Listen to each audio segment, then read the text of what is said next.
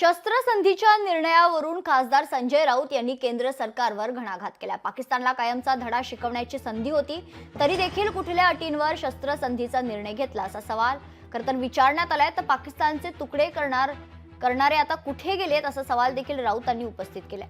ताबडतोब सर्वपक्षीय बैठक घेण्याची मागणी देखील राऊतांनी केली आहे। तसंच ट्रम्प यांच्या मध्यस्थीवरूनही राऊतांनी संताप व्यक्त केला।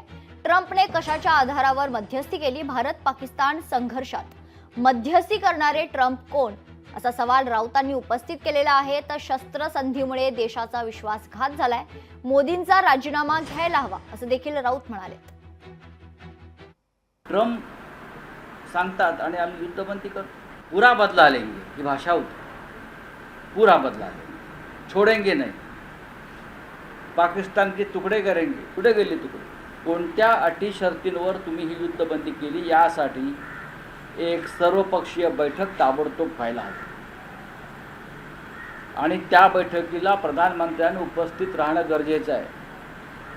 प्रधानमंत्र्यांना पळ काढता येणार नाही। लाहोर ताब्यात आलं, कराची ताब्यात आलं, इस्लामाबादमध्ये बॉम्ब टाकले, मग माघार घ्यायची गरज काय? नरेंद्र मोदींचा राजीनामा मागायला पाहिजे त्यांच्याच पक्षातल्या लोकांनी।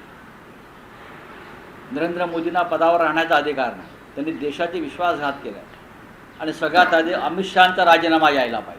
काही माघार घ्यायची गरज नव्हती। या क्षणी जेव्हा आपण एका टोकाला जाऊन पोचलेलो आहोत तेव्हा अशा प्रकारचा अवसानघात करणं हे कोणाच्या तरी दबावाखाली कोणाला तरी फायदा पोचावा यासाठी ही युद्धबंदी जाहीर केली।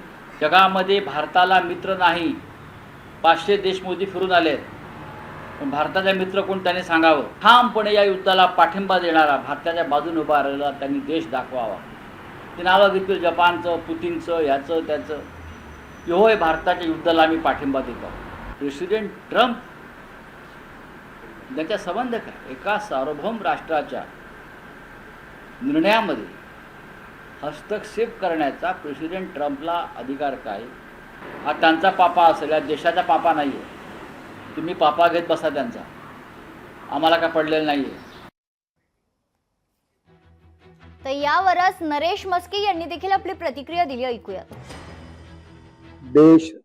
देशाचं संरक्षण या सर्व गोष्टींवरती माननीय पंतप्रधान नरेंद्रजी मोदी, त्याचबरोबर गृहमंत्री अमित शाह, संरक्षण मंत्री राजनाथ सिंह ही सर्व मंडळी काम करत आहेत।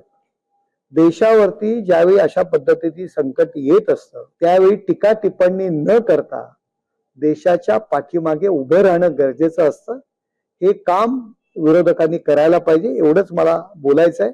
मला कोणाचं नाव घेऊन टीका टिप्पणी करायची नाहीये, परंतु देशाचं स्वातंत्र्य, देशाचं संरक्षण करण्याकरता जी मंडळी सत्तेवर आहेत, जे लोक निर्णय घेतात, त्याच्या पाठीमागे आपण उभं राहणं गरजेचं आहे।